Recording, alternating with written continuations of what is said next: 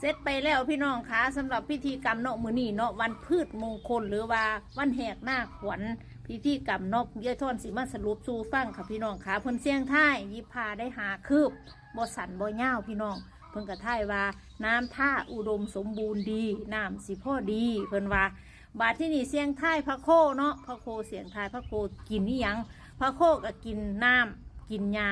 แล้วก็กินเหล้าพี่น้องเพิ่นก็ว่าดีเสียงท้ายออกมาสิอุดมสมบูรณ์เขาอยู่ไฮอยู่หน้าเฮาก็สิได้